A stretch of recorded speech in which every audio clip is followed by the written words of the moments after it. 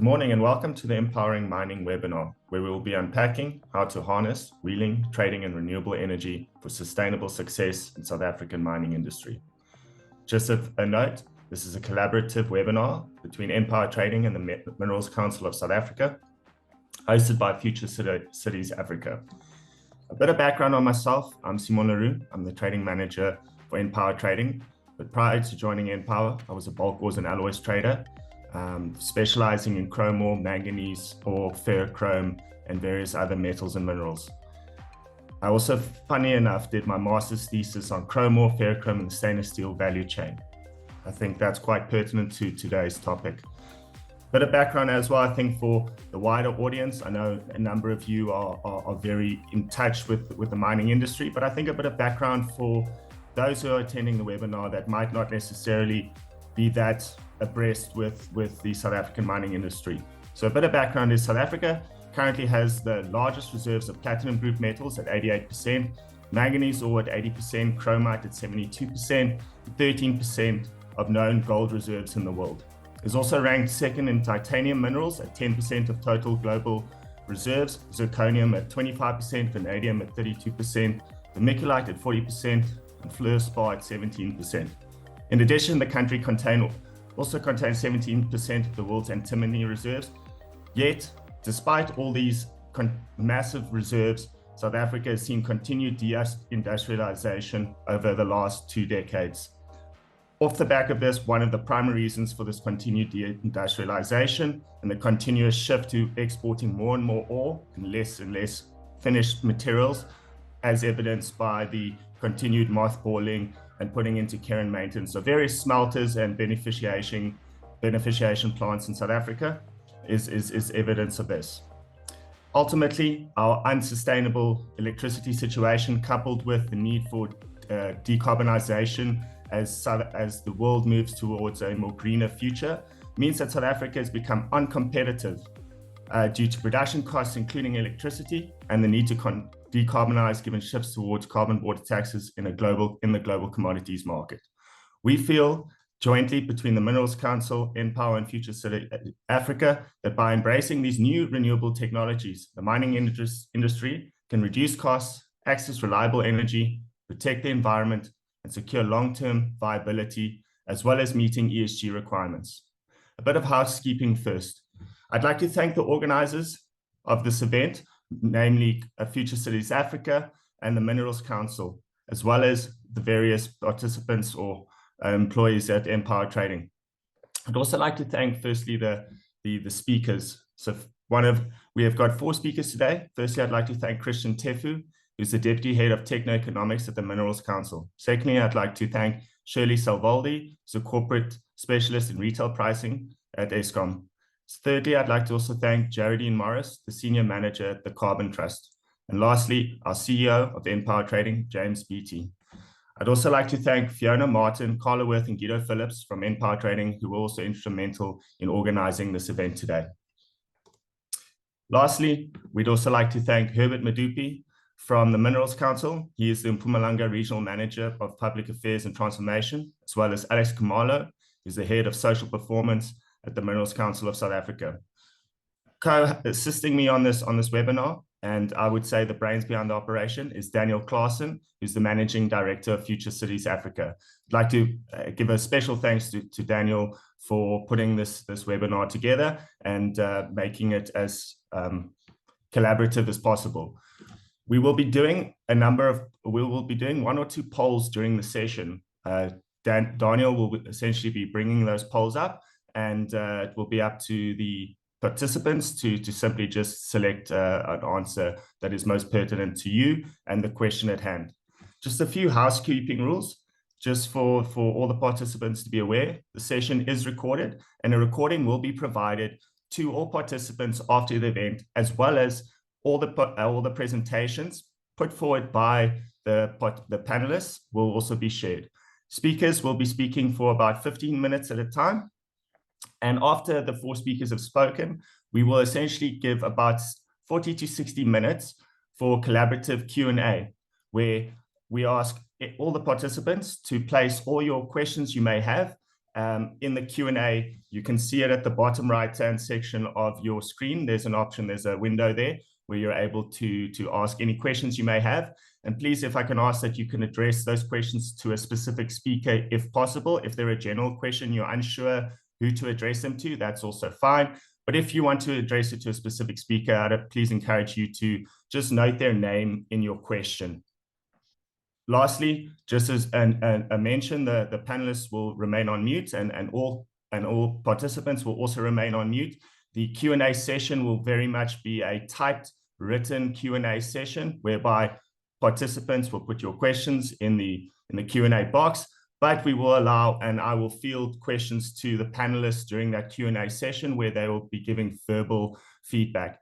Any questions that aren't necessarily addressed during the session, we will take on board internally, and we will revert then with the requisite answers in the coming weeks, along with the material, the presentations, as well as the recording. So in saying that, I'd like to please introduce our first speaker, who's Mr. Christian Teffo. As I mentioned, he's the Deputy Head of Techno Economics at the Minerals Council. But a background on Christian. Christian serves as the Deputy Head of Techno Economics at the Minerals Council, where he has dedicated 14 years of his career with a professional background as a qualified mining engineer. I feel that Christian is very well versed in the mining industry and a veteran of the industry. And therefore, I feel it is very pertinent that Christian is the requisite and correct person to open the first topic of today's discussion. Christian's topic is going to be enhancing sustainability in the mining industry, an analysis of renewable energy investments and their implications. Over to you, Christian. Good morning, colleagues. Thank you for the introduction, Simon. I'll go directly to the presentation.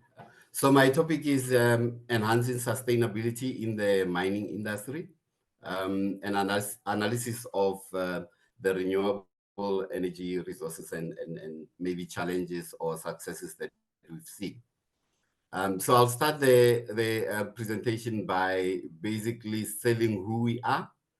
The Minerals Council is a mining industry employers organization that supports and promotes the South African mining industry. We serve our members and promote their interest by providing strategic support and advisory input. We have been in operation for about 130 years, somewhere through the Anglo-Boer War. That's when we started. We started as the Chamber of Mines, and about 7 years ago changed our name to the Minerals Council. Obviously to go with the changes that are happening in the country and ensure that our image suits our members and what we represent. We represent about 90% of the mining industry and represent also about 79 employers. And out of those, we've got 2 associations that are very big, representing the smaller miners in South Africa. We were actually created before, as I said, around that period of the Anglo-Boer War, to basically ensure that there was water around the Witwatersrand gold basin, to ensure that, we set up the Teba Bank. Even the CSIR mining tech originates from the Minerals Council. Our vision is to reposition the South African mining sector as South Africa's foremost industrial sector, and I think everyone saw that during the COVID season. The Minerals Council seeks to create, in partnership with key stakeholders, a conducive policy, legislative and operating environment that facilitates doubling of real investment in mining by 2030. Those are our members, and as you can see, they go through all commodities. And I think something that is normally understated in a lot of presentations is about health and safety of our people. In the past year that we're coming from, 2022, we recorded the least fatalities in the industry, and that was 49 fatalities that happened in 2022, as compared to about 71 that happened the previous year. So it was about a 34% improvement. This year we're trending the same, But what I can say is if you compare that to what happens on South African roads, you will see that the mining sector is performing way above a lot of industries in the country. Mining contribution to the economy, we've got about 475,000 people. We contributed 73 billion to taxes in South Africa. We also contributed about 493 billion to gross domestic product. But in terms of sales with mining, we actually did way more than 1.2 trillion. What is holding South Africa back? I think everyone knows it's mainly, for us, it's mainly transport and energy. But for this one, we'll stick to the energy. It's basically driven by the poor performance we saw 2 days ago. The EAF stood at 56% for 2022. There is a rapidly escalating prices. You saw the 19% that happened, price increases. Lack of diversity in supply, in that the SOE was the main supplier for the electricity in the country. I mean, load shedding reached highs of about 14 terawatt hours, which is almost 8% of Eskom's total energy supply in a year. So we really felt what was happening. This one was taken from CSIR, showing the load shedding for 2022, but remember that is January to December, and that's why it's not reflecting that 14 terawatt hours or 13.5. Now, mining is tied to electricity production, and this graph is basically showing you how when you have more electricity, our production actually goes up. And it goes up because everything that you use on a mine depends on electricity, your health and safety, your access. So mines can really not function without electricity. This one, it's just that 1.2 trillion that's showing up there. We're showing the inputs into mining. And as you can see up there, you've got almost about 52 billion from electricity, and the transport being 72 billion. This one just shows you again our link to electricity and what would happen if this kept on going on. Our GDP would decrease by 2% in 2023, almost 1% in 2024, and 2025, as electricity is availability is improving, it will go down, will be almost reaching zero. This one shows your input cost and the fact that all of them are mostly 2-digit increases, which is way over our inflation. Suggested solutions. I think we all know that President Ramaphosa has announced a set of additional actions and set up the NECOM, comprising of all different government departments, including Eskom, with technical coordination and support from Operation Vulindlela. And so the main things that the energy action plan is focused on is to fix Eskom, and I think we agree wholly with that, because as a mining industry, we feel that we cannot exist without Eskom.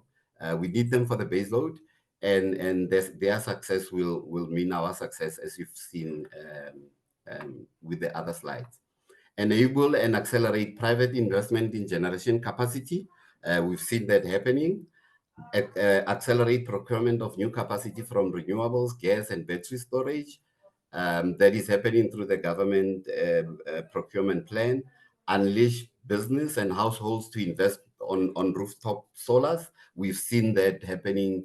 I mean, I think we've got a slide from Savia and NERS, I think, that shows that about 1,300 megawatts has come online from solar energy resources or solar panels since last year.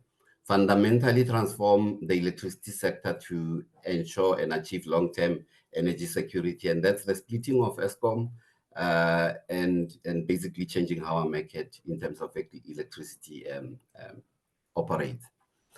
So the GMRE has published the Schedule 2. We know about it. Out of that, I think I saw the president this week quoting about 12,000 megawatts of electricity that will be coming online from industry projects. Out of those projects, we've got about 7,500 megawatts that we are tracking that's coming from the mining industry. You've seen Goldfields commissioning their 50 megawatt plant.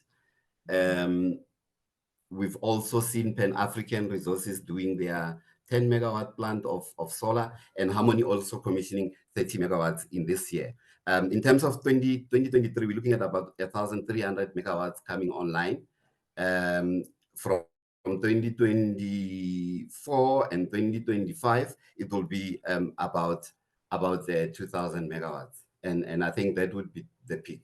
NERSA has got about 6,000 megawatts of registered capacity in the country, and that just means that it's is those renewable different technologies that will come online at different stages of the build. So out of that 12,000, you probably have that 6,000 already registered.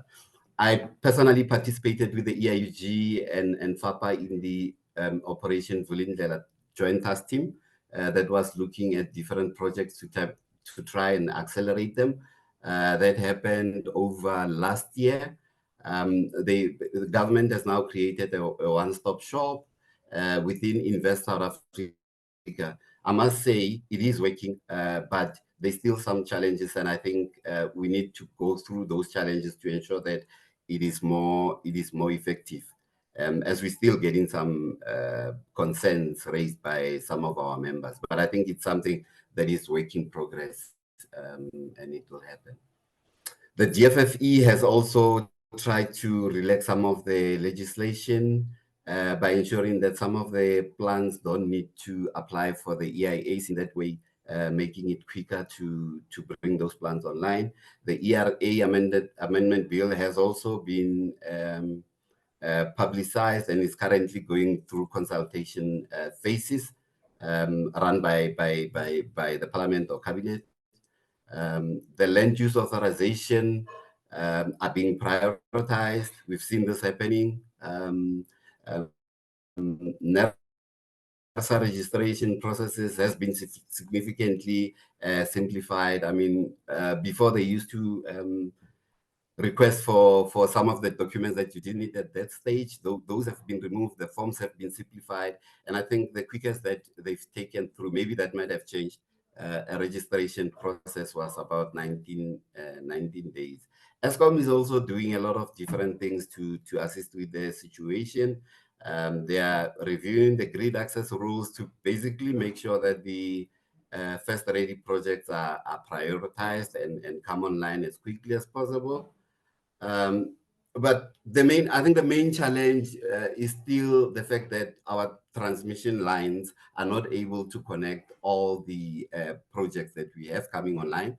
But if you look at the Eskom transmission report in terms of the installed transmission lines for the last year, for 2023, you can see that they've actually doubled their transmission. Although they always say, I think they need to up it by 5 times or 10 times, but they've doubled for this particular year. So something good is happening there. They've got the 254 billion from government, and we've got the reassurances that they've got actually the capital that they need to invest in the transmission line. Eskom has also dealt with the servitude issues. So it's no longer a challenge to put through your transmission lines. And meanwhile, NICOM is actively evaluating wheeling practices to establish a consensus on the determination of wheeling charges. I think Shirley will deal with that. I won't go a lot into that. Furthermore, the IRP has become outdated, and it determines a lot of issues with regards to electricity generation capacity development in the country. We know that the GMRE has already started reviewing this, and we're hoping that we'll see a draft soon that will make sure that whatever they determine is reflects what is happening currently. And lastly, the implementation of an independent market operator is underway, aiming to enable flexible electricity dispatching and trading through the Electricity Regulations Act. Thank you so much, Christian. Thank you so much for your presentation. Really appreciate it. Also would like to say it's very encouraging to see all the hard work and all the progress that the Minerals Council has been doing in conjunction with government. It's very encouraging to hear and to see. At the end of the day, as an industry, as a mining industry, I think it is crucial for industry bodies such as the Minerals Council to drive these kind of processes on behalf of the industry for the wider benefit of the industry. So thank you so much, Christian, for your presentation. If anyone has any questions for Christian, you can just please put them in the Q&A section. And as mentioned, after the 4 speakers have spoken, we will go into a 40 to 60 minute Q&A session in which we will be addressing these questions and fielding them to the relevant speakers. So if you have any questions for Christian around his presentation or anything you'd like to ask Christian, not necessarily related to his presentation, but just more generally around decarbonization and private energy within the mining industry, please just use the Q&A section. Thank you so much, Christian. You can stop sharing your screen if that's okay. Ladies and gentlemen, our next speaker is going to be Shirley Salvoldi. She's a corporate specialist in retail pricing in the distribution division of Eskom. A bit of background on Shirley. Shirley is an Eskom corporate specialist with 42 years experience in the electricity supply industry. Shirley is responsible in Eskom for electricity pricing policies, the design of tariffs, the development of the strategic pricing direction for tariffs, and the retail tariff submissions to NERSA. Shirley's topic today is one that has been widely publicized over the last 12 months and spoken about it at length at various conferences, but I think, or we feel that it is a very, very exciting new development in the market that is going to help not only unlock and liberalize the market, but also create additional efficiency when it comes to the blending of multiple generation sources to multiple offtake points. And that topic that Shirley will be speaking to you about today is the virtual wheeling platform. So over to you, Shirley. Good morning, all. So I have been introduced, and I'm just going to basically get straight into the topic that I've been asked to present. Annika was originally going to be doing this presentation, but she's not available today, so I've stepped in her place. So if we can just talk about what third-party wheeling is, and what we are really calling traditional wheeling is where you have a generator that is connected to a grid, and that generator is selling energy to a customer. The generator doesn't own the network, the customer doesn't own the network, so it's over a third-party network. And it's really around a financial transaction where you measure what is put onto the grid and you do a financial accounting of that energy. And this enables IPPs then to generate renewable energy where there's good resources, and to supply customers through private PPAs. And this is really motivated by the market. Green energy is obviously a very important aspect. A lot of people are getting targets, companies are getting targets for this in order to trade internationally. We also know that the grid needs to be non-discriminatory. It needs to be able to connect any party that wants to connect to it within obviously rules such as capacity and so on. There's also a need to increase the available capacity on the grid. I think everybody's aware of the challenges in that space. And the industry is also evolving, which means that we are starting to get more and more complex requests to enable wheeling. And this is how virtual wheeling, and I'll just touch on what we're calling portfolio wheeling a little bit later as well. So this is an illustration of a traditional wheeling transaction where you would have a generator at one point connecting to a grid. This grid has got traditional generation like Eskom's, and then it has a private generator that connects. And this energy goes onto the grid. There's no actual there's no actual flow of energy. I think a lot of people sort of struggle to understand this. It's not an actual flow of energy from this party to this party. It's a virtual flow and a financial transaction. And then at this meter, we would then do a credit with the customer. There's a contract that happens with Eskom. This customer pays their use of system charges as normal. They don't get credits for it. This party also contracts with Eskom and pays their use of system charges wherever they're located. And then on the consumption account of the customer, we bill everything that goes through this meter, and then we do a refund for the wheeled energy that is measured at this point. Now, this really relies on more or less a one-to-one kind of relationship. Typically, you would want a large customer at this point, has a customer executive. Administratively, this works. But we know that when you start to get lots and lots of smaller customers sitting at this end, it starts to become more and more complex.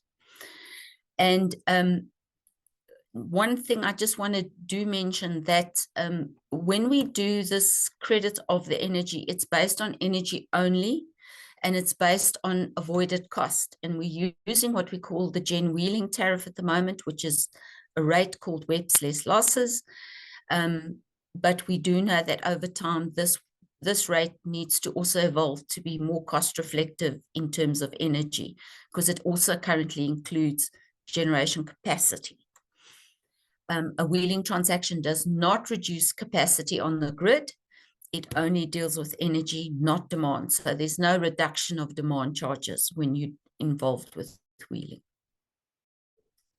So what are the limitations with the traditional wheeling approach? It doesn't cater for multiple generators to multiple off-takers. It is limited to medium voltage and higher connected supplies. It doesn't cater for small buyers of energy or traders or aggregators. In particularly customers sitting at low voltage, and it doesn't adequately deal with customers beyond municipal boundaries. Now, everybody is aware of our piloting with Vodacom, and Vodacom has multiple smaller points of supply across the country.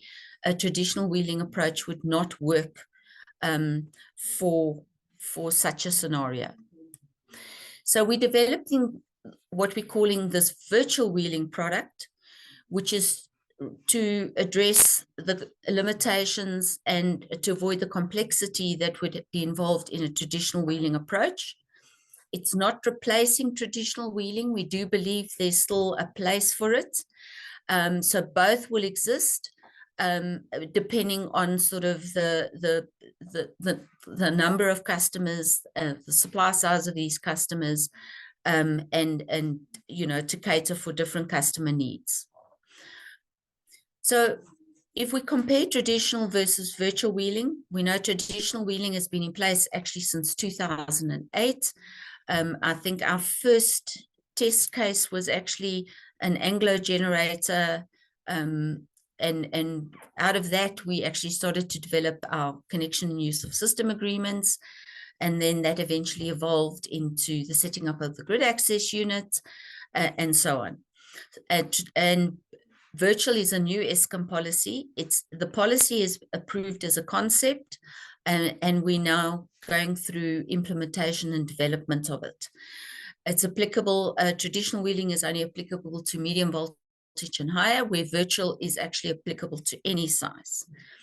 Traditional typically has one generators or maybe more than one, and this is to one or a few off-takers, typically within a customer group. There are traders that are still involved in traditional wheeling, but we actually don't contract with the traders. where virtual wheeling is could be multiple generators to multiple off-takers. Under traditional, we contract with the individual off-takers, the Eskom customers. Where virtual, we're now contracting with the buyer, and this could be a trader or a corporate entity, such as Vodacom. Traditional requires amendments to the supply agreements so that we can do a credit on the customer's accounts. Under virtual, we do not need to contract with the off-taker. We contract only with the buyer. Under traditional, the wheeling credit is provided on the bill, and under virtual, the wheeling credit is provided to the buyer on an aggregated basis. So this is just an example of how a traditional wheeling arrangement would happen. You would have your generators, who are the sellers. They would sell to the buyer. This buyer could be a trader, a corporate entity, or even a customer. They would have a PPA with the seller. They would then have a portfolio of off-takers. These off-takers could be Eskom connected or municipal connected. They would have their platform with the information, time of use information. This platform would then integrate with an Eskom platform, and there would be a refund, a settlement of the wheeled energy refund that would go to the buyer. The buyer, in turn, would have a power purchase agreement or an agreement with the off-taker where they would sell this energy. These off-takers could either be Eskom direct or within a municipality. We would not contract with any of the individual customers.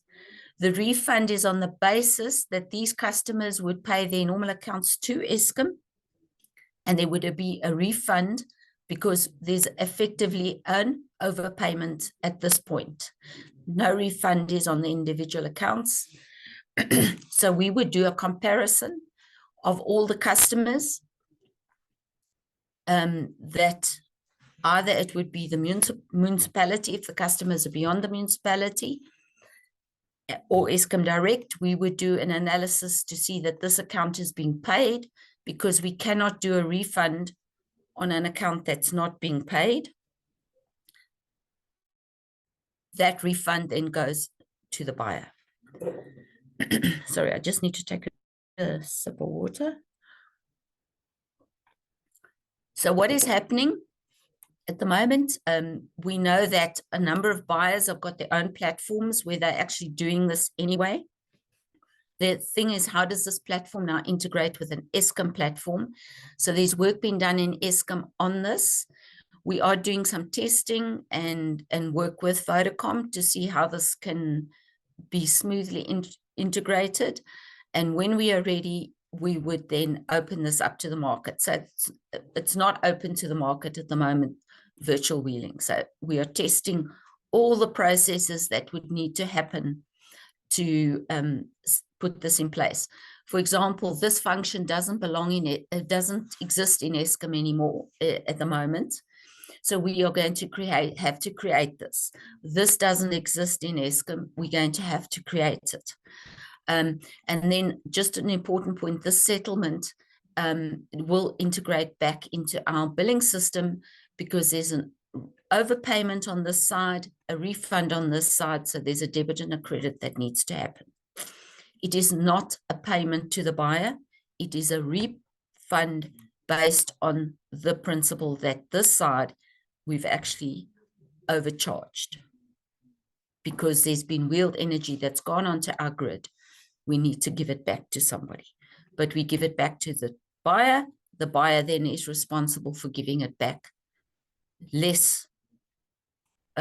So they would charge the off-taker, and then they would need to do a refund on this. So what are the misconceptions? Virtual wheeling is going to replace current traditional wheeling. It's not. It's going to coexist. If customers want to receive wheeled energy from multiple pods, they have to wait. That's not true. They can still go with traditional wheeling, and I'm going to touch on portfolio wheeling as well. Wheeling to customers within a municipality is not allowed. Of course, it is allowed, but there are rules around this that the municipality can't be in debt. Under for virtual wheeling, the municipal revenues will be negatively impacted. They will not be, because the customer off-taker within the municipality will be paying their normal accounts. There's a misconception that there's no requirement for municipalities to be in good standing. Unfortunately, they have to be in good standing because we cannot process a refund on an account that's not being paid. So for off-takers beyond municipal boundaries, there is still this requirement. And municipalities, as a misconception, need to make grid systems infrastructure available to enable virtual wheeling. That's not correct. There's no grid or system infrastructure investments required for virtual wheeling. Obviously, if the customer wants to upgrade, that is a different matter. That is a grid issue. So the buyer requirements, they would need a virtual wheeling contract. There would have to be this data aggregation platform that would need to talk to an Eskom platform. We would need information on all the sellers. We would need all the information on the off-takers, because we would need the time of use information of all the off-takers, even those beyond municipal boundaries. And this data needs to be on a time of use basis. So what is the status of virtual wheeling? It's approved as a concept in Eskom. We have a draft pro forma available for the virtual wheeling contract. This is available, but we're not engaging on it at the moment. We just don't have the capabilities to engage with everybody on it. There is an agreement in place with Vodacom, as I've mentioned, to pilot and test and look at the resource capabilities before we actually can officially roll it out. And this rollout is expected by the end of 2024. So what is, this is my last slide, just dealing with future wheeling. So we've, Christian touched on this, under NECOM, a virtual wheeling framework has been developed because we're trying to see if we can standardize this across the country.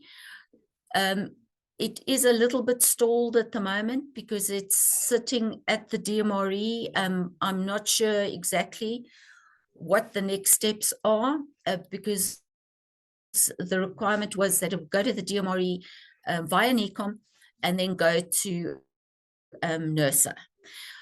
We know also on net billing, it was also developed under NECOM, and there are question marks around by NERSA around their mandate, and they might have the same on virtual wheeling, on wheeling. Then what is not in place is inter-distributor wheeling. So a generator, say, sitting in the city of Cape Town, wanting to wheel to a off-taker in Joburg. There's no Eskom grid that's been used for this. It's so, and there's nothing in place. So we think eventually there needs to be an evolution to look at that as well. Then a portfolio wheeling, and then this is just to cater for customers within a portfolio. It's an extension of traditional wheeling. So it consolidates. So for example, you could have 3 generators selling to a mining house's points of supply across the country. And what we would do is we're not going to treat it as virtual wheeling. The credits will still be going on the accounts. There could also be a trader involved that would be responsible for doing the aggregation and the allocation of the wheeled energy to these multiple accounts, but it gets done under a portfolio. So that is also work that is happening in Eskom. So it's very exciting. We are going ahead quite well on the portfolio wheeling. The last thing is we know that there's lots of concerns around the so-called wheeling charges. Now, wheeling charges are really your use of system charges, and not all parties have use of system charges or unbundled. So there's, from a cost of supply perspective, there's work that has to happen in that space. And then also, none of the cost of supply methodologies actually have a methodology that deals with generator or allocation of costs for generators in the distribution space. In the transmission space, there is such a methodology. So there's also work being done in Eskom, and we're assuming that this will eventually be shared with the industry on how to do generator cost allocation. Thank you, Chair. That is the end of my presentation. Thank you so much, Shirley. Really appreciate it. It was a very insightful presentation. And I think, I'm looking at the Q&A chat. The Q&As, we'll address them later. I know the complexity around municipalities is one that will still need to be figured out over time. But in saying that, I think for this audience specifically, the virtual wheeling platform in the short term provides a real new, I'd say, just a fundamental shift in the market and the ability for mining industries to take a more proactive approach in, one, the allocation and movement of electricity from their own generation sites, as well as the allocation of that power to multiple mining operations, and to see it as one holistic, consolidated portfolio view, I think is a very positive step in the right direction for the industry as a whole. So thank you again, Shirley, for your presentation. If anyone has any questions for Shirley, I have noted a number in the Q&A section already, as well as I saw there were 1 or 2 questions that came through in the chat. If you guys could please just keep your questions to the Q&A section, it would be really appreciated. And thank you again, Shirley. And we will address all the questions you have for Shirley in the Q&A section. And up next is our third speaker. And that is Jarredine Morris. She's the Senior Manager at the Carbon Trust. A bit of background on Jarredine. Jarredine is, as I mentioned, the Senior Manager at the Carbon Trust, with over a decade of experience in energy and climate policy.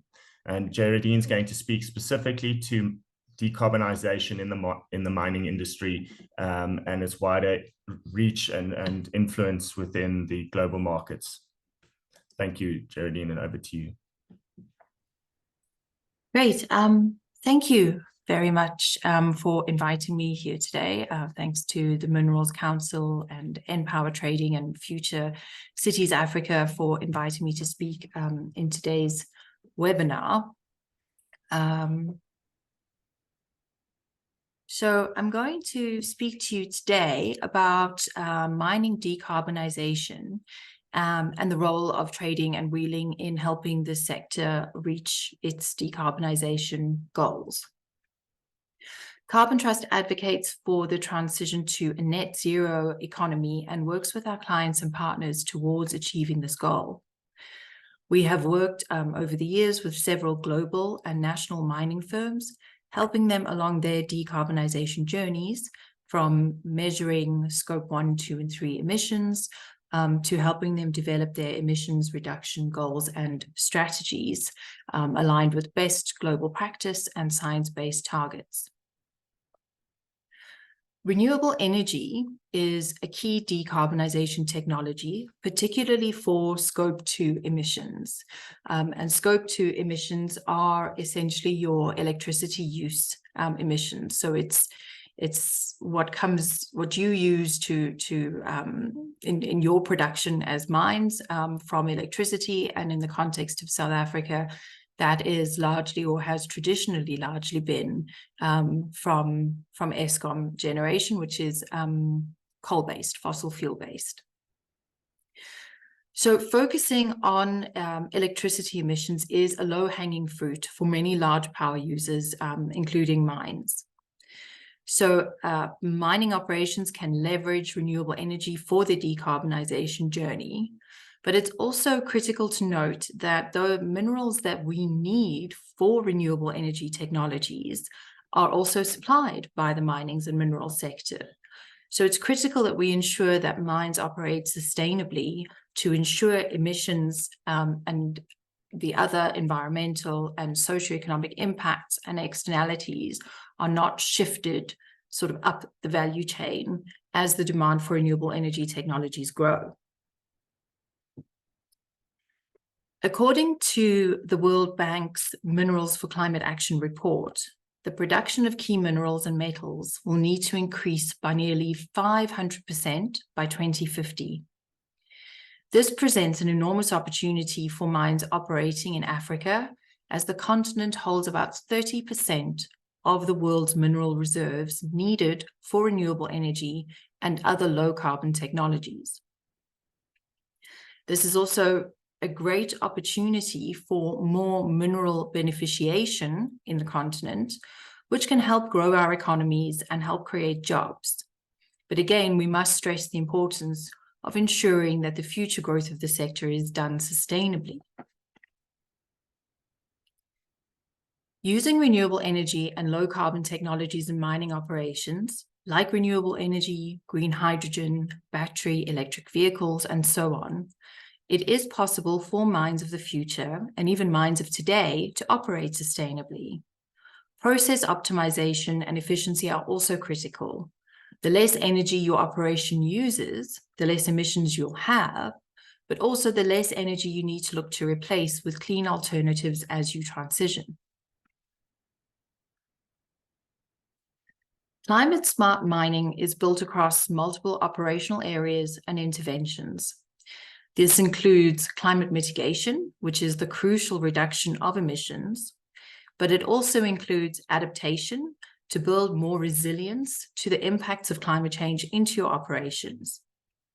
The reduction of broader environmental impacts and employing a whole life cycle approach to your production, minimizing waste, and adopting circular economy practices is also critical to ensure that you have a sustainable climate smart mining operation.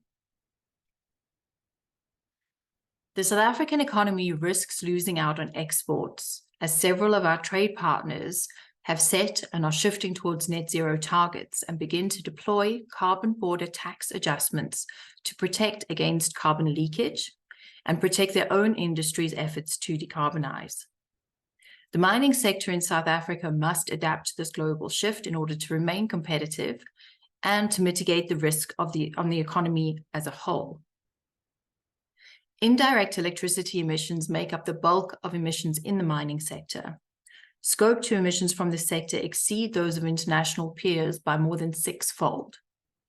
So shifting to renewable energy is a key lever in decarbonizing this sector. So to sum up, decarbonization is important to ensure the future sustainability of the mining sector. Renewable energy technologies that use components from climate smart mining operations which also use renewable energy technologies, thus creating a positive cycle of sustainability. Decarbonizing mining activities will fare much better as exports become increasingly climate competitive. Renewable energy deployment is a critical low-hanging fruit in the toolbox for decarbonization. It offers an affordable, modular, scalable, and transportable source of energy for mining operations and other large power users.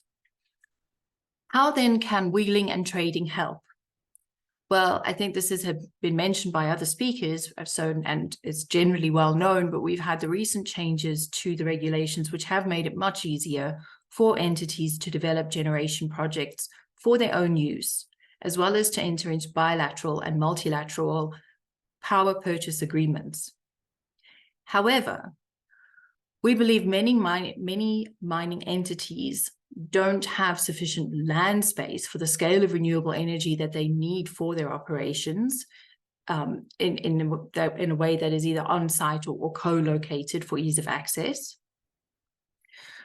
We also understand that many mining entities do not have and should not really need to have the skills, capital, or frankly, interest in being renewable energy owners and operators.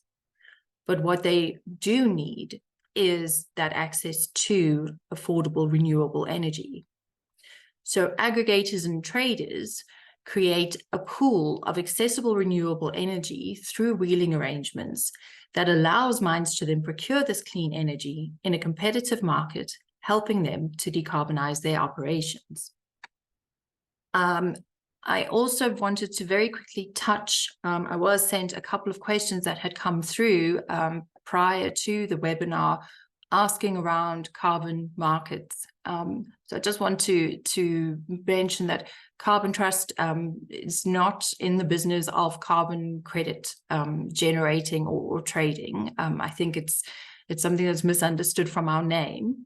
But generally speaking, I think it is felt that voluntary carbon market space does present opportunities to raise funds for entities to transition, both from a technology point of view and crucially in the just transition space. Though there has been some criticism on the robustness of measurement, evaluation and verification of the carbon credits or carbon offsets. There is, since the finalization of Article 6 under the Paris Agreement, there are several pieces of work underway to look at adding some needed credibility and robustness to these markets, which is great. But I think just to mention in closing that best practice dictates that carbon offsets or credits should only be used to deal with the final 10% of unavoidable emissions in a net zero aligned decarbonization pathway. And so again, we would recommend that in an effort to ensure that there are sustainable mining operations for the future, that there's not an over-reliance on carbon offsets or credits or unknown technologies. Thank you very much. Thank you so much, Jarredine, for your insightful presentation.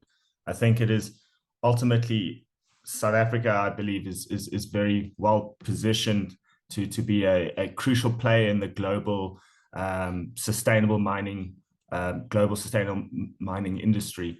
If you think about it, South Africa having, as you rightfully mentioned, not only South Africa having some of the largest ore reserves of crucial minerals and minerals required for various things, whether it be from stainless steel production all the way through to not only South Africa having the largest PGM metals that are also used in battery technology, but ultimately going up into Africa. You know, South Africa as a whole has essentially is the mineral basket of the world, coupled with having some of the best renewable energy sources in the world as well when it comes to solar radiation factor and even wind. And if you look at things such as the Congo River, you know, there's a lot of opportunity, I think, within Africa to not only grow a massive industrial base, but one that is sustainable and that can compete with the likes of China. It's quite interesting to think that South Africa and Africa more widely sits with all these reserves, and ultimately on a cost perspective at this point in time, we are uncompetitive. Our competitors such as China, etc., come to South Africa, buy the raw materials, they get shipped over, and they can bring products in at a cost that is more competitive than our own that can be produced locally. So I think this marriage of sustainable, cost-effective, renewable energy, coupled with our large ore reserves, can really set the platform for the industrialization of Africa and South Africa and create meaningful employment and local economic development for wider communities. So again, thank you so much, Jarredine, for your presentation. If anyone has any questions for Jarredine, welcome to place them in the Q&A section. And we will move on to our fourth and last speaker. Our fourth speaker is James Beatty, who's the CEO of Enpower Trading. Bit of background on James. James is the reason I joined Enpower. So James is an energy trader with over 16 years of industry experience, including 10 years in top-tier commodity trading houses such as Trafigura and Glencore, spanning trading, business development, and origination with a strong focus on Africa. I think it's important to note for the attendees that James believes so strongly in what Enpower is doing and what he sees as the potential opportunity in the South African market to add value to the South African market, that James moved his family back from Geneva, Switzerland to South Africa to head up Enpower Trading, and to not only head up Enpower Trading, but to be driving as a thought leader in the industry for the wider benefit of the South African economy. So James will be speaking about empowering mining, building resilience for a more sustainable future. So I'd like to just hand over to James Beatty, our CEO. Thank you very much, Simon, and thanks again also to all the attendees today and fellow panelists. It's really great to have us here together, a collaborative effort, so really appreciate that. I'm going to dive straight into the presentation, so Simon, please bear with me. Hopefully this works. Okay. First off. So moving straight into it, I think just kicking off or echoing what some of the fellow panelists mentioned already, but just starting with, let's call it the problem statement for the mining sector specifically. And obviously, you know, as everyone is aware and as mentioned previously, we have a burgeoning mining sector in South Africa, being the most industrialized country in Africa. Mining contributes north of 7% of gross domestic product to South Africa, which is a significant sum. I think we took off the line online. It's more than R500 billion rands worth of contribution to our economy, which is obviously a very significant contribution to the economy, but at the same time is under a lot of pressure. And the pressure is really coming from, you know, three main areas. One is, of course, the energy crisis that we currently face and that mining relies on as the lifeblood for its operations. Of course, you know, that's where we're aiming to at least create some sort of alleviation and support. The other one is, of course, the carbon issue. So the decarbonization targets globally. You've got carbon border adjustment mechanism that's been approved by the European Union, as well as globally, and we've discussed that you know, in the meeting so far, that we estimate or has been estimated by industry to have an immediate exposure of multiple billions of rands for industry. Of course, timing to understand when those exposures realize is more of a debate, but I think what everybody universally agrees is that it is a very large and looming exposure for companies to consider. It's also acutely big in South Africa, being, or let's say basis the fact that most of the electricity supply in the South African network comes from coal-fired generation. So up to around 80% of our electricity on the network is from coal-fired generation. The third kind of crisis, I would say, which is not focused on in this meeting as much, but is of course just the logistics bottlenecks that we have for, you know, exporting that processed product or even raw ore out of the country. I do also think it's relevant to mention that because it's somewhat related as well to a power crisis. Without power, you know, working and efficiently, transport systems and supply chains also have those bottlenecks that get created or exacerbated as a result of that. So these are the main issues, I think, being faced by the industry. And, you know, I think that segues into how we believe as Enpower Trading, you know, and the market liberalization, how we can fit in here to help, let's call it, create some forms of mitigations to all of these elements. And just a bit of background on us before I go into that. Enpower Trading, of course, as most of the participants now are aware, we're a recently licensed electricity trading business in South Africa. We got our license in February last year. So it's really a collaboration between public and private sector because, of course, by definition, electricity trading, as Shirley mentioned, you know, is reliant on national strategic assets. So that's actually being the national grid. But within that, you're facilitating a private marketplace. So connecting private generators to private off-takers whilst utilizing government infrastructure. And that creates benefits to all stakeholders across the value chain. You're seeing some of the benefits that this system provides, obviously accelerating private investment, creating jobs and access, providing access to customers across the value chain, private customers, you know, in the marketplace, as well as government for access to cleaner electricity. So decarbonization targets can be met.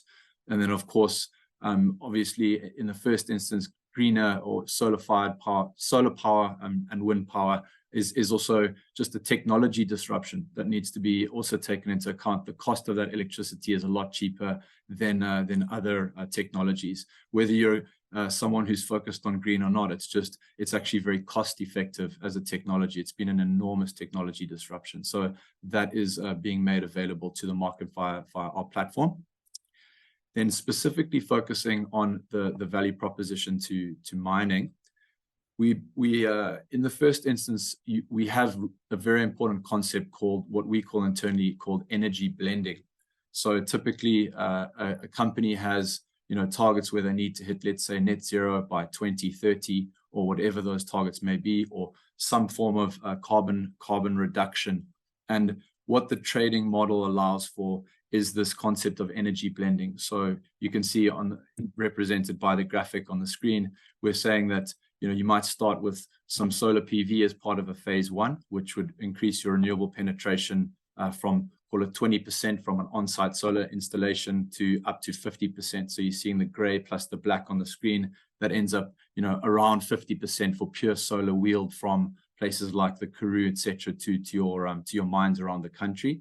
But what we're able to do, call it as phase two or phase three, is blend that green power with wind as it becomes online slightly later, and then add on top other solutions such as hydro, if we can import that electricity from parts of Eastern Africa, etc. What this creates is a more full profile of renewable electricity, getting you up to, we've seen solutions where we're even able to supply, close to 100% renewable energy, because the trading system is able to also, if we have over allocations or overspill of green electrons for a certain load, we're able to resell that electricity into the rest of the market, if that makes sense, and create this full profile of renewable electricity. So I think that's a very important value proposition.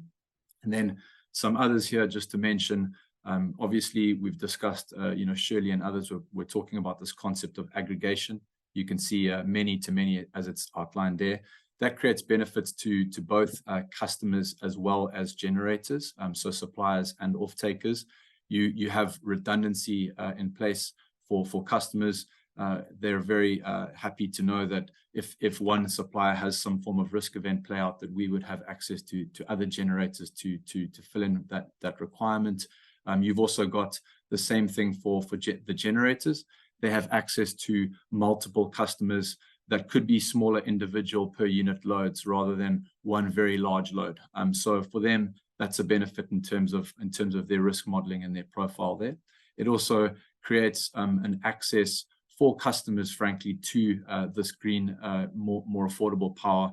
The smaller customers, not just your biggest mines or biggest consumers around the country. Suddenly you have access for smaller per unit users or a portfolio of customer to this renewable power. And of course, we've mentioned previously, of course, that the cost of the solution is typically a lot cheaper than what you would be able to source otherwise. So we'll talk a bit about that in a minute in the presentation with a generic example. So again, just moving through some of the problem statements and how this applies. Obviously, you can see carbon is a massive issue, and costs are a massive issue. This SARB white paper, which is available, and you'll have the deck afterwards where you can reference the link over here, was published, a very informative article actually by the South African Reserve Bank. What you see over here, just to give a sort of macro view of how big this problem actually is this is South Africa's scoring as a net carbon exporter when compared to a lot of other sort of bellwether countries globally. And you can tell that our score is, we have a very large exposure as a huge net exporter of carbon. So with these looming issues of carbon border adjustment tax, etc., companies and mines and others are needing to really take this into account and seriously as we progress through the 2020s, getting closer to 2030. So just giving some context there. Of course, within the mining sector, just this is a summary of all of the different industries and parts of the mining community that would be affected, from all of the different commodities that are produced across the value chain. And you can see here, we lifted this from that article from the South African Reserve Bank. There's around a 50 or just north of 50 billion rand exposure that we can see in the short term to the industry without taking some form of action. So these are obviously big numbers alongside some of the other challenges that already exist. for illustration purposes, we felt to just give the mining community an indication of what type of benefits can be received on a generic basis. So per each 10 megawatts of load offtake, if you're sourcing a renewable solution from a trader like ourselves, or through the solution, you're typically seeing savings over a 5-year PPA of around 80 million rand per 10 megawatts of load, and increasing to, even on just a 10 megawatt solution, more than R1 billion worth of savings on a 20-year contract. So these are actually very meaningful numbers that definitely move the needle quite a lot for off-takers that are already experiencing various other challenges. The other useful component to this value proposition is that the escalations are in the contract are fixed or known up front to the off-takers, and so that provides for adequate planning, or better planning than just sporadic changes that are approved by NERSA, the energy regulator. So this is just an illustrative example of, in terms of cost, how much this can make a meaningful change on the bottom line to companies, but also provide for a lot of carbon abatement and optimization with regards to that. I think while I'm also here, I think it's important to mention that we view the solution as very much complementary. The wheeled product, or the traded product, is very much complementary to other solutions that mines would be looking at, such as on-site installations, etc. My colleague from the Carbon Trust was mentioning a lot of companies don't necessarily want that to be their core focus, spend the capex, acquire EIAs. It's not their center of excellence. And so we think wheeling is very useful for them. But the ones that actually are doing that alongside, it's just to make the point that your renewable penetrations from on-site solutions can only get you to a certain level of decarbonization. And so this wheeled product alongside that, or traded product solution, is very much complementary and grants access to a much fuller renewable solution.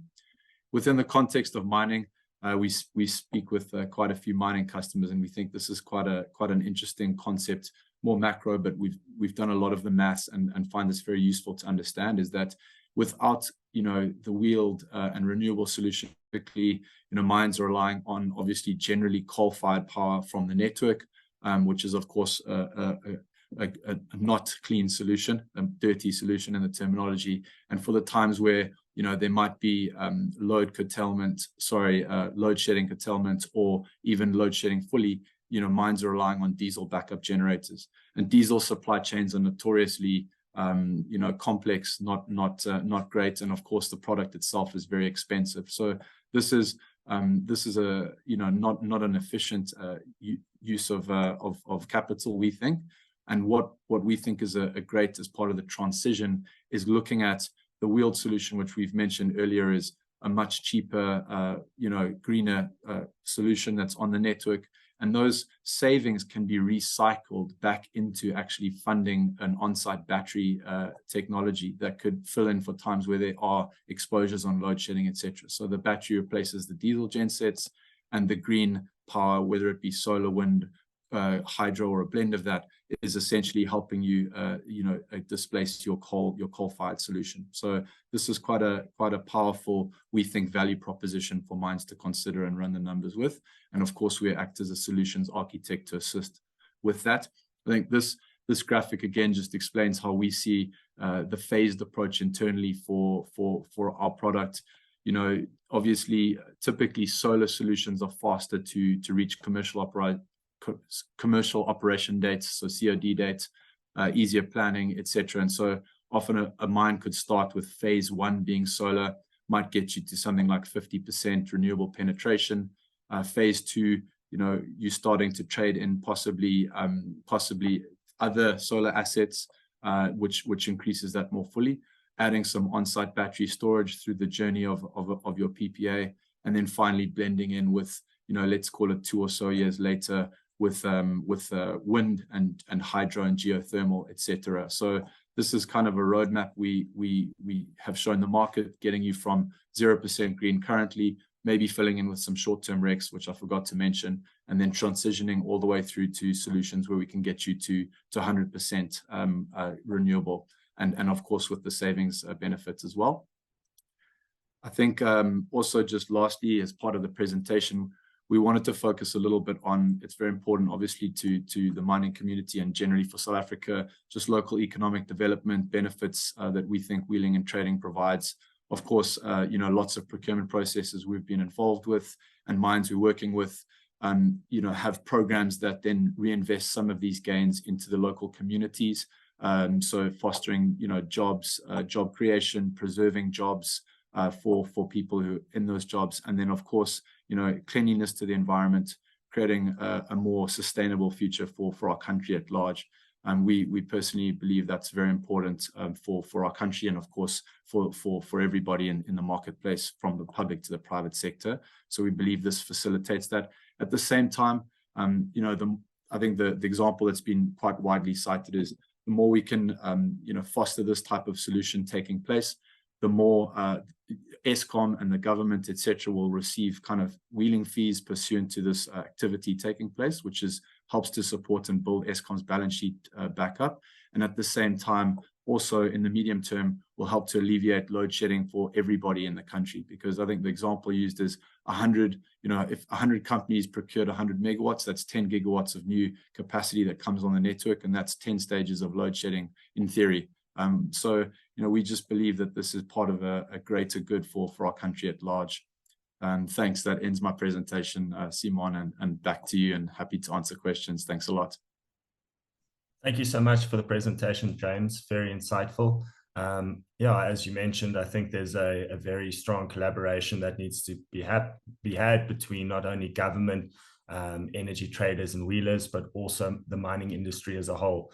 So I think that is there's a lot of positivity in the market, and we've seen it over the coming months. You've seen a big uptake in this market by big mining houses, and we feel that ultimately this is a step in the right direction to not only keep South Africa cost competitive with the global market, but also make our products at the end of the day more sustainable over time as we move into a more green and sustainable economy as a global market. So thanks again, James, for the presentation. Really appreciate it. If anyone has any specific questions, as I mentioned to James, you can just place them in the Q&A section. We're quickly just going to do a poll. Daniel's going to, from Future Cities Africa, is going to pull up this poll on your screen. You should all be seeing it now, and you can quickly, for the next minute or so, you can just select your answers. Once the poll's in, I'll read the outcome of the poll. And after that, we will then go into the Q&A section with the panelists. Okay, it seems like everyone has given their answers.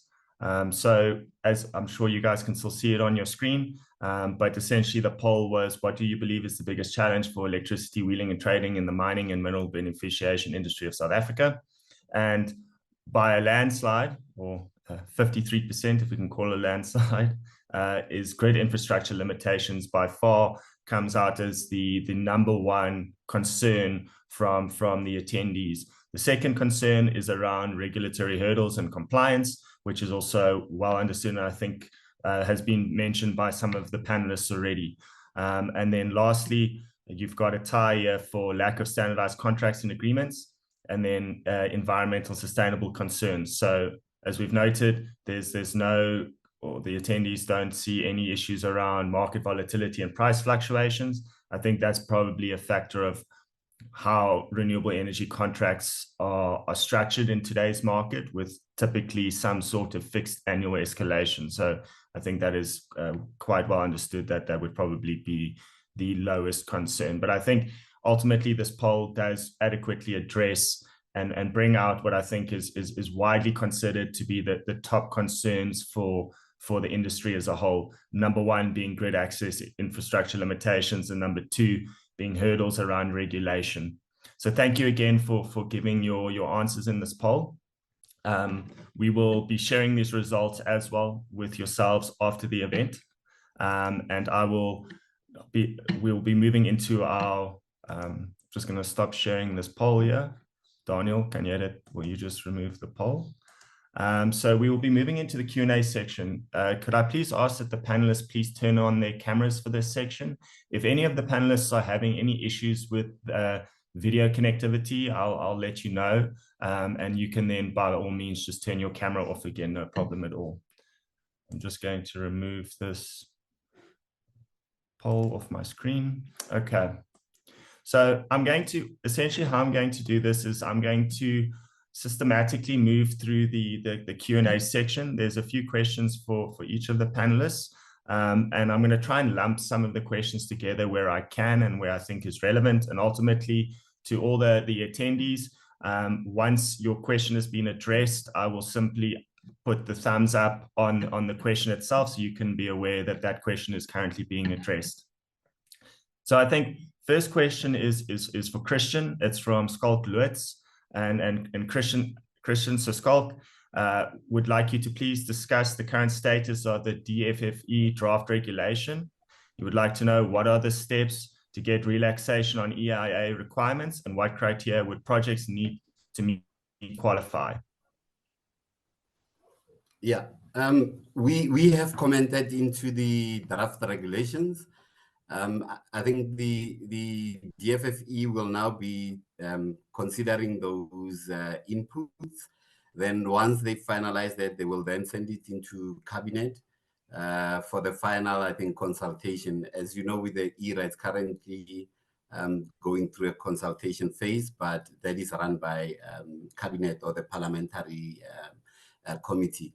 And once that is done, then it can be finally gazetted. But it's mainly saying that in areas of low and medium impact, you just require to register your project instead of going through the full EIA process. That would take you a year, if not more. So this will basically reduce that timeline to ensure that your projects are coming online as quickly as possible. Thank you. Okay. Thank you, Christian. So Christian, I think what I'm going to do is I'm just going to, I've noted there's a few other questions here for you, and I think they're all in line with the similar kind of questioning around regulations, etc. So just on what we've just discussed, the DFFE draft regulation, Linda Kule has just asked if there's any place we could necessarily read any, get some more additional information or reading material around the progress. Look, it's in the DFFE. Probably what could happen is either we can try and find out from our side. Maybe if she forwards that email to me, I could probably try together with my colleagues that are online from our environmental department. Matome, I'm not sure if Stefina is here. We can try and find out what the progress is there. Okay, thank you so much. What we'll do is essentially Fiona will collate any questions that are outstanding, and we will then be the liaison between yourself and the attendee that asked the question. So there won't be any direct communication. We will just pass it on and pass the response back as well. So Chris, then on to the next question for yourself is around how is the prioritization of agricultural land to energy projects being done? Is this through legislation or any form of agreement by the responsible authorities? So I assume it's got to do with the rezoning of agricultural land for renewable energy projects. Yeah, it's look, how it was being done with the Operation Vulindlela task team was that I think most of the things, the challenges were coming from the fact that the departments were not actually dealing with the applications as quickly as they could. So in that particular committee, we then got a chief director, people at director level that could approve those projects to try and deal with them. And I think they were achieving less than 90 days in terms of approving them. Of recent, we've had a consent from one of our plants members in Mpumalanga about a 4 megawatt plant that is currently fighting with the department or in discussions with the department about the land that they want to use, which is currently, it's basically mining land, but then there is farming around it, and the the farmers on the other side are saying, this is agricultural land, we're going to use it for agriculture, so it can be used for solar panels.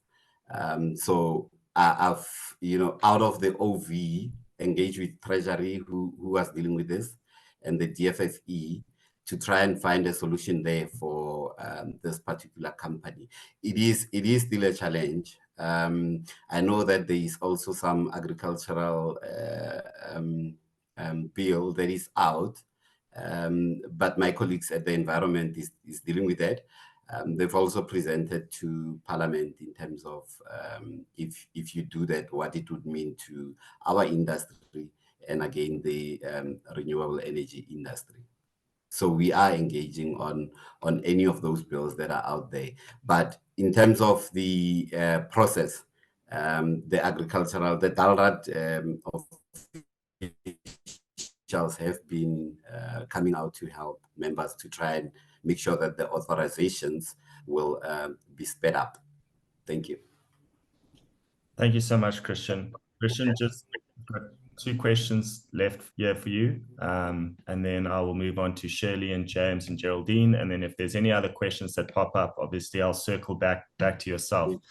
So one of the questions here, or these 2 questions, are from Ulrich de Blanche, and Ulrich essentially has mentioned that they've been finding it quite challenging as renewable energy developers. They find it difficult to engage with mining companies. And the question is the mining industry open to a workshop or direct engagement with renewable energy industry players to engage and work through some of the issues around building renewable energy in mining areas and for mines? Yeah, I think, look, the mining companies are going through this.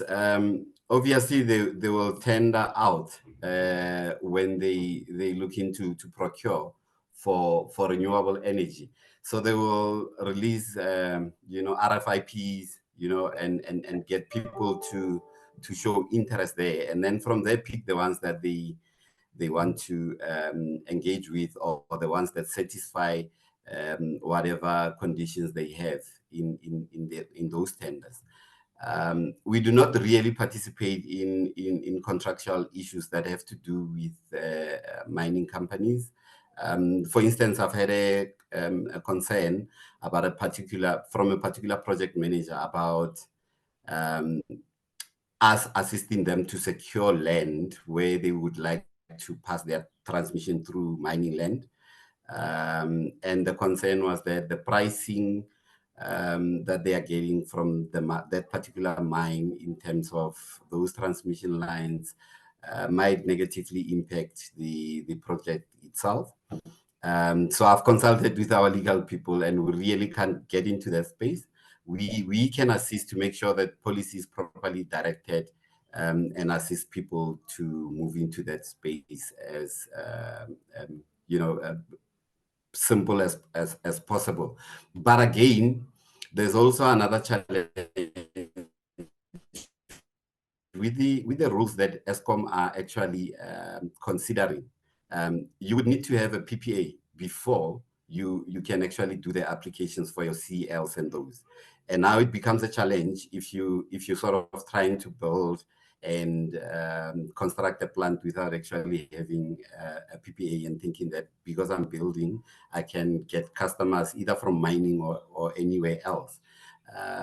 So I guess it's more important to actually get that buyer and ensure that the process would be done. Thank you. Thank you, Christian. No, I think that's 100% clear. I think, as you've noted, the Minerals Council's key role is to be a facilitator within the industry for broader collaboration. But at the end of the day, these mining industries are privately owned companies. A lot of them are listed companies with their own procurement processes and requirements that are required from their shareholders on how to essentially tender out these kind of projects to the renewable energy industry, similar to any other kind of mining tender, whether it be for mining, someone to do the actual contract mining, etc. So fully understand that approach, and we've seen a number of, not just a number, I think every single large mining house in the country has already issued either an RFI or an RFP, or have already signed up and brought to financial close a number of large renewable energy projects. So thank you again for that answer. Last question for yourself, Christian, from Ulrich, is around a key issue in mining areas and uncertainty of mining rights and mine health and safety regulations. So the question is, they're finding it that there might be some challenges around renewable energy developers having to comply with the safety regulations and mine health and safety regulations as set out by the DMRE, such as the Section 53 applications. So the question is, do you foresee some sort of exemptions being given under those regulations to renewable energy developers, or do you feel that they will probably be, given that they are operating on a mine site, that they will still be required to comply with the DMRE regulations, including Section 53 applications? Yeah, I think the Section 53 is the MPRDA clause. It's within the application, it's required for you to register. So most of the companies are being requested to do that. They've been doing it. I think the challenge was that within the particular provinces, it was difficult to get communication back. So in other cases, where you're expecting the EIAs to be more problematic, and then you're finding something that's not that much problematic, like the Section 53 becoming a challenge. What we had done in the OV group was to find a representative within each province for the DMRE that would deal with this. And once we did that, they were able to then process the applications as quickly as possible. I mean, that is put in place. If you look at what it's saying, the Section 53, it's only about the fact that when you build that plant, you're not sterilizing the minerals underneath. This is a mining company that's got the plans of what's happening there. Obviously, if they build, they will build somewhere where they actually undermine, or where they know that there wouldn't be any mining that's supposed to occur, that would probably take away that solar plant or so. So it's normally not really a big challenge, the Section 53. Okay. Thank you. Thank you so much, Christian. I think for now, those are the only questions I have here in the Q&A box for yourself. But if any other additional ones come up, I will circle back. Thank you again, Christian. Really appreciate your collaborative input in this discussion. Moving on, I've got a question here for James. So James, what are the licensing, this is from Katonga Mulunge, what are the licensing requirements for importing generation capacity from the region? You mentioned the possibility of importing hydro from East Africa. Thanks, Simon and Katonga. That's a really great question. Obviously, we're still very much at the early stages of liberalization for both our country, but also for the region. We envisage kind of this happening under what's called the SAP marketplace, so the Southern Africa Power Pool.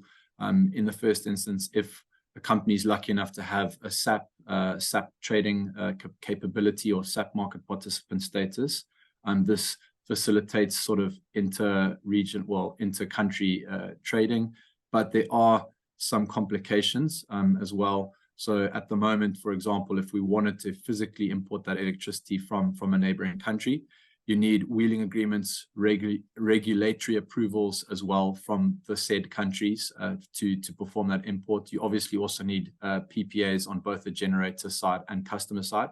And then the complex part is actually in South Africa, where, of course, the liberalization is happening in real time.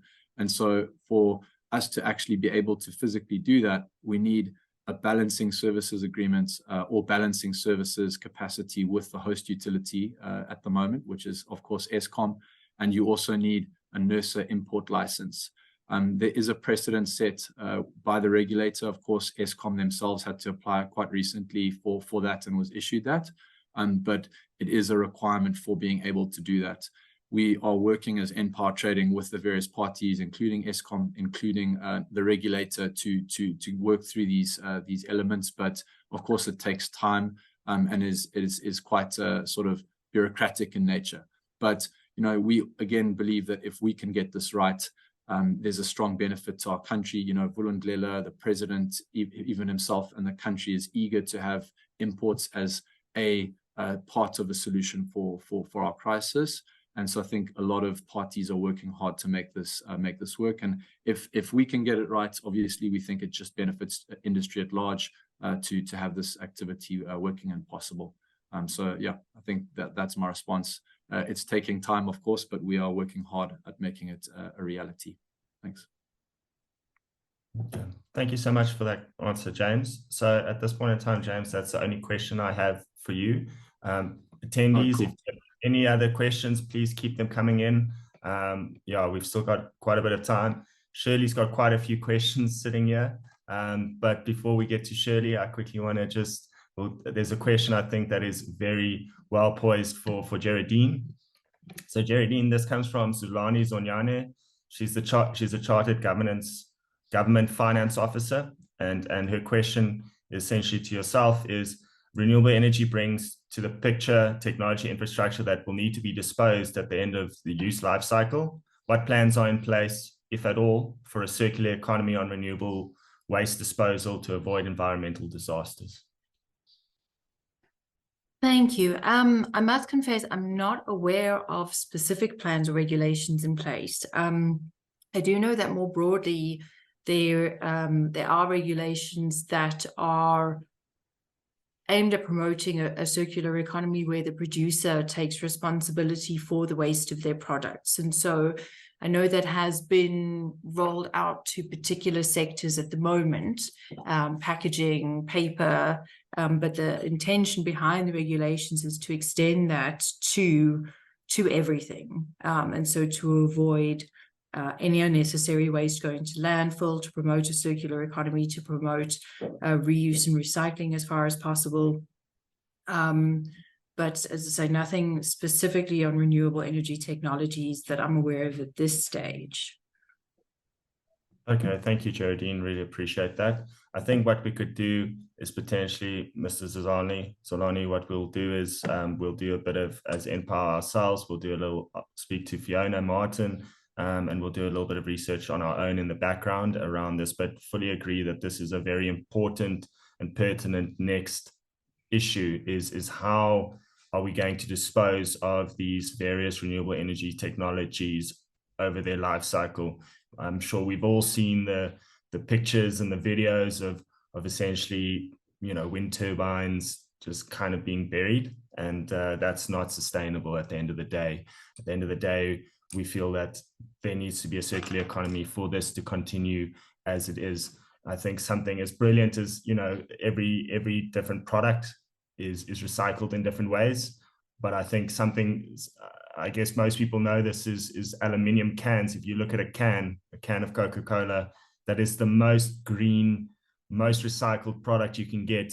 For every 1 ton of aluminium that goes in, you get 1 ton out again. There's no loss. So if we can get to a point where we can get those kinds of efficiencies, or even anything close to that with renewable energy technologies, that will ultimately create a more sustainable future and a circular economy where we don't have to continuously use virgin raw materials in order to produce these products, but we can start having a continuous blend of recycled materials as well as new virgin material within, for example, your solar PV panels and your turbines. So thank you so much for that, Jarredine. And Mr. Zolani has said thanks so much for the response here, Jarredine. And yeah, he just says thanks again for and we'll start preparing for those eventualities as he's indicated here. Shirley, we've got a number of questions here for you. 1 or 2 of them are related to municipalities. So I'm, for this purpose of this webinar, not going to address them in the first instance. If there's time, we might bring them up. But I think we're going to focus just on the questions I think that are relevant to the mining companies. By and large, the majority of them are all Eskom connected. So Shirley, there's a first question here for yourself. Let me just get to the one question that I wanted to start with. Give me 1 second. Oh, there we go. Yeah. So what is the time to the implementation, and will this? Okay. So so virtual wheeling. What is the time to implementation? What and where will this sit? Will it sit in the new market operator or Eskom's new trading company? Thanks. I want to mention on the municipalities and the debt issue, there is work being done under NECOM to look at the financial, some of the financial barriers to wheeling, and that's been identified. Municipal debt has been identified, and a consultant has been appointed to actually look at and come up with ideas on that. On the question on the time to implementation, so current traditional wheeling already implemented. Virtual wheeling, probably by the end of next year, we'll be able to go to market. A lot of it is going to be sitting in the retail space because you're going to need people to do this. So it will be within distribution. It's not going to be with the new market operator or the Eskom's new trading company.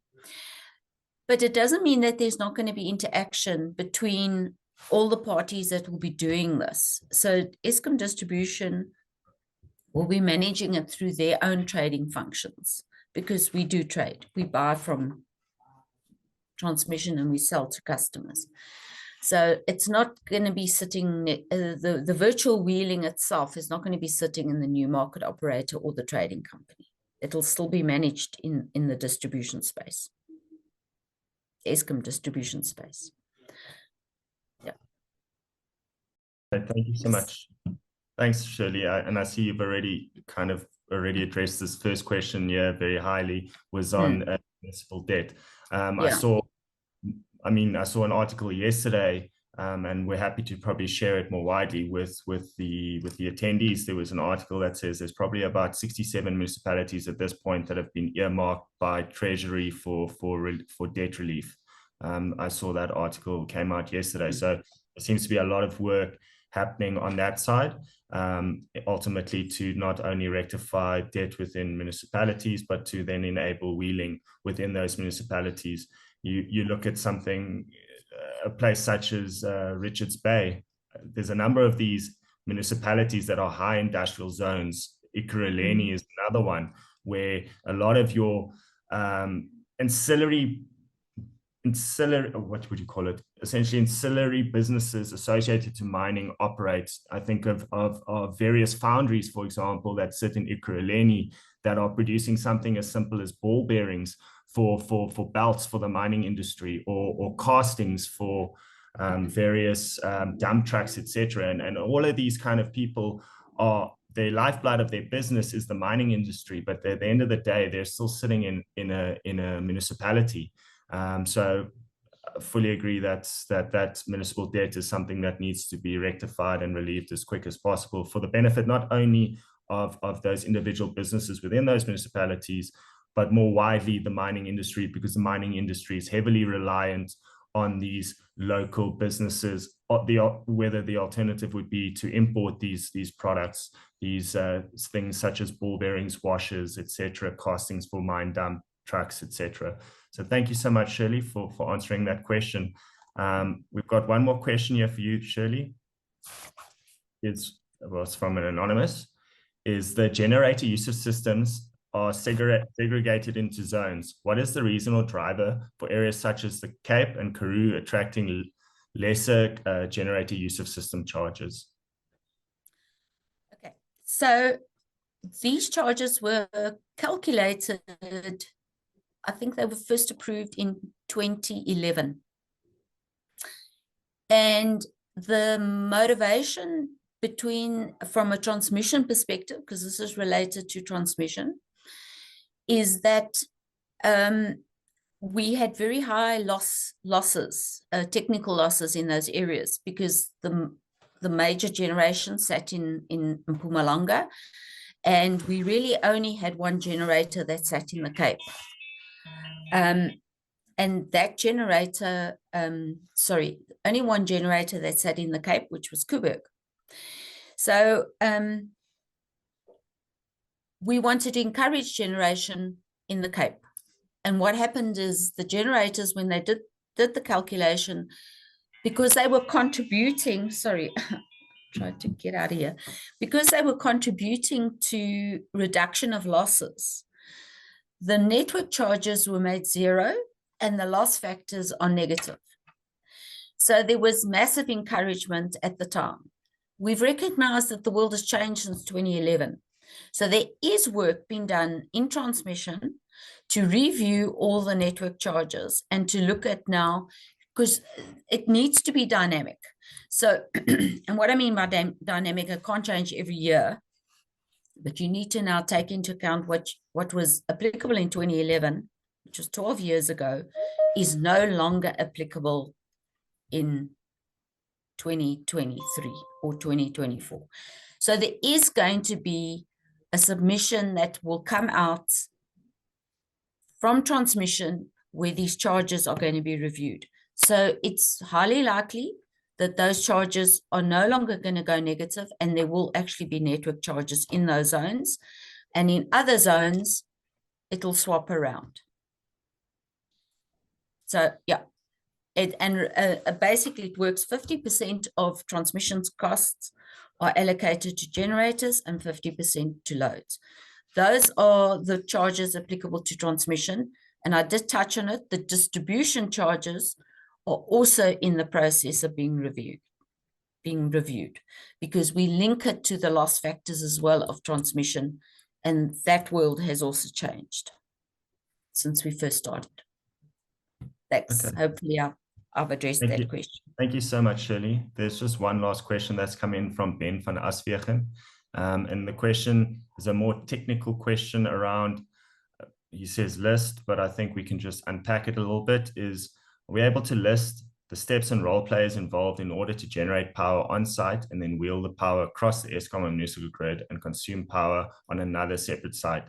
Why he's bringing this up is a number of mining companies often have rehabilitated pits that are not contiguous with active pits, and rehabilitated land is potentially attractive to setting up renewable energy plants.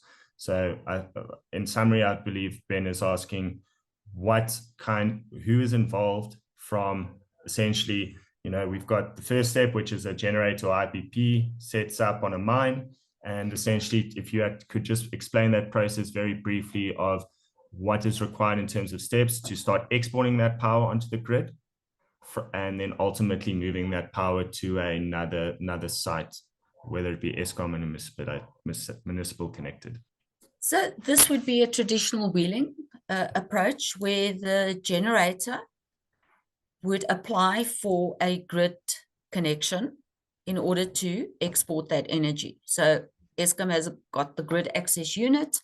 You would contact Eskom, depending on where it is. You'd be told these are the party, and I think there is information available on our website that tells you who you can contact. So the generator would apply.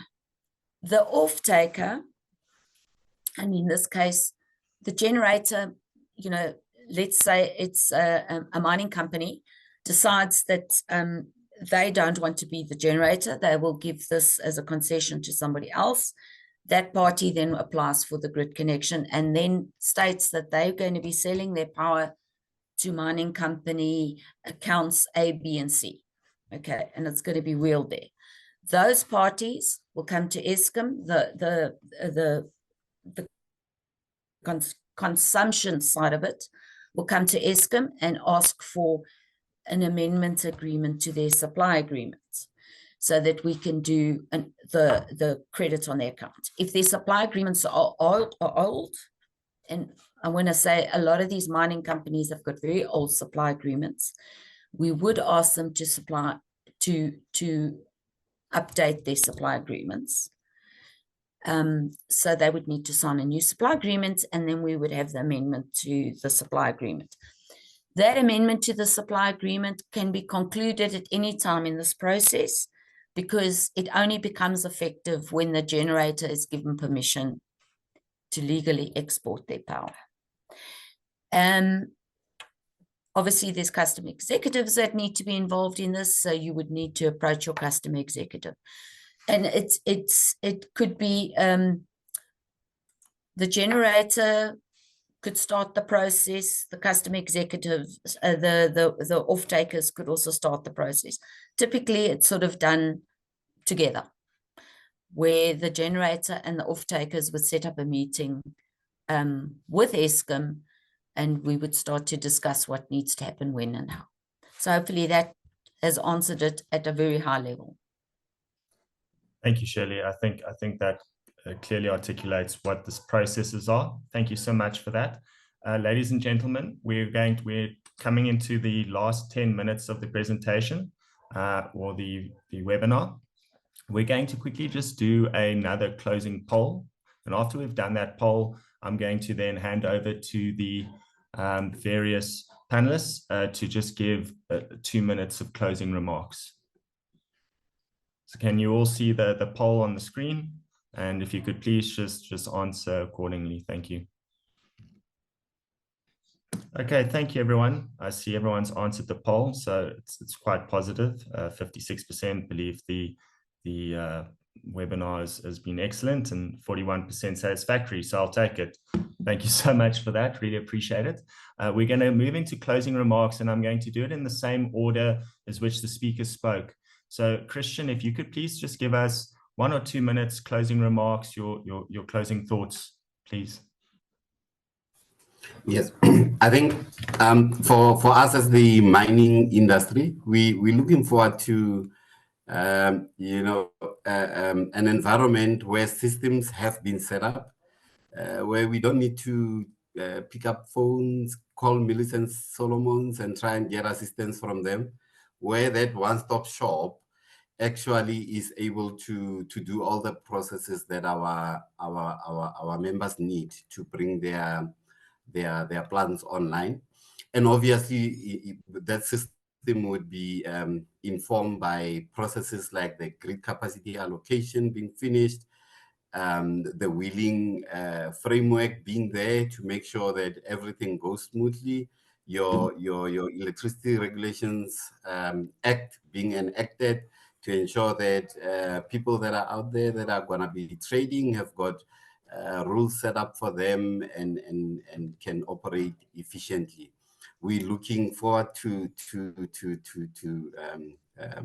that setup. And I'd like to say that I think government is working with business in the right direction to try and make sure that this happens.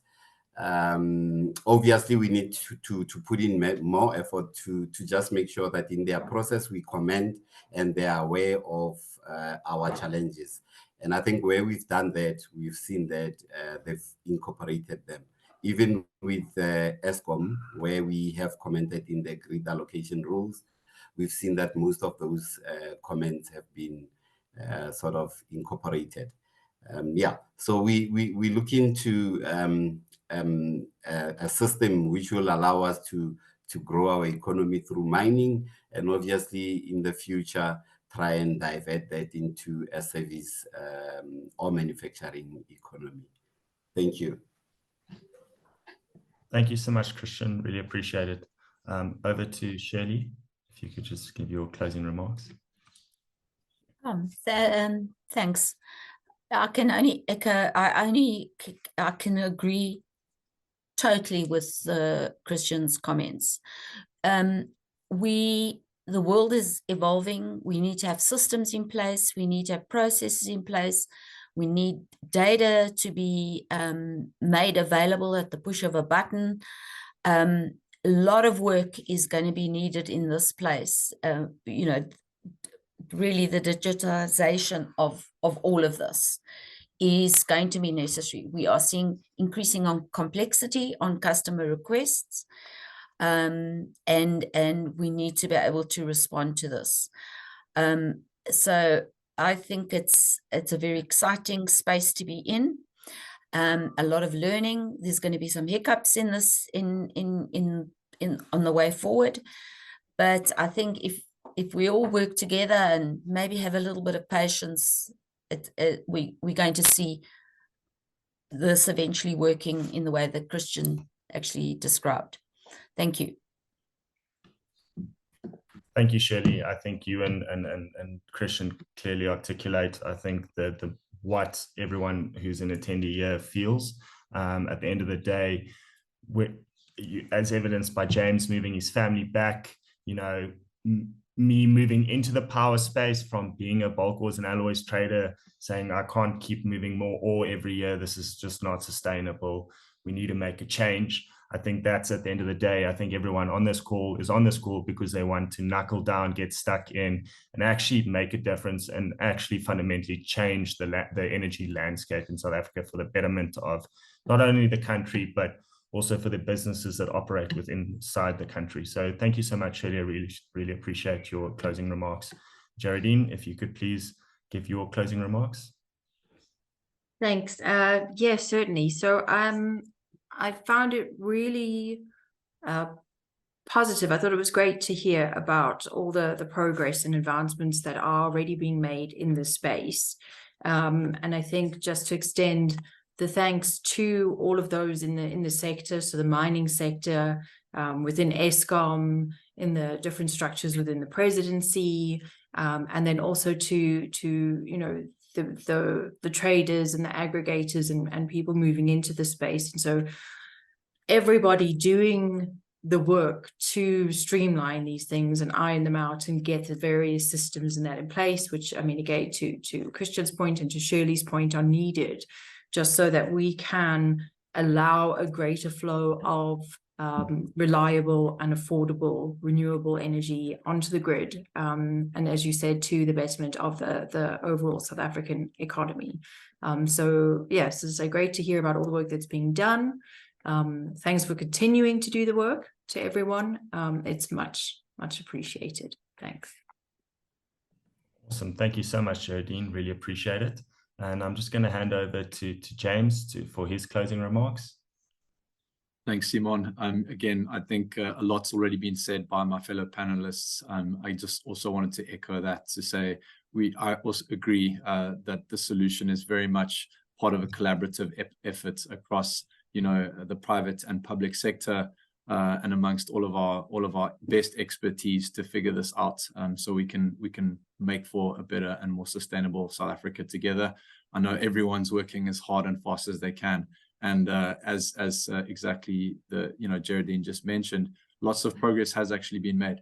You know, if you think where we were a year ago and where we are now, virtual wheeling platform and all of the different progresses that have happened, I think you can see that we are starting to really bear fruit and make significant progress. And I think and hope that the next year will be the same, and we'll be able to have another meeting and be talking about all of the exciting developments that have taken place. So thanks very much again to everybody for joining, all of the attendees, as well as my fellow panelists. Really appreciate your time and look forward to working together in the future. And thanks to you, Simon, as well for hosting, managing the panel, and of course to Dan for hosting us. Thank you very much.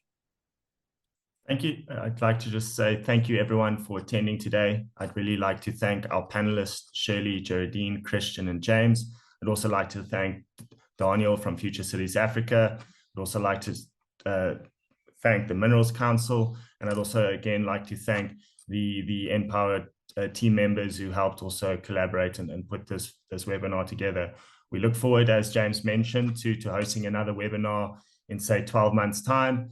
And hopefully, well, not hopefully, pretty confidently by then, I think there's a lot that would have changed by then, and there'll probably be quite a lot of electrons flowing in between mining operations. Virtual wheeling will be operating and humming, and we'll be in, as James mentioned, in a space where we can even more positively collaborate and I think be even more ambitious in our goals and objectives for the industry as a whole. So again, thank you very much for everyone for attending today. As mentioned, all the presentations will be shared with you within the next 3 days by Daniel, including a full recording of the session. And any questions you may still have, happy for you to field them to ourselves as Enpower. You can just go on our website. There's an info box there. Happy for you to address the questions there, and we will then field them to any of the panelists. Or if it is a question directed directly to Enpower, that's also not a problem. We will respond to you accordingly. So thanks again, everyone. Like clockwork, it's 11 o'clock. So Thanks again, everyone, for a fantastic morning, and I hope you all have an amazing Friday and a fantastic weekend.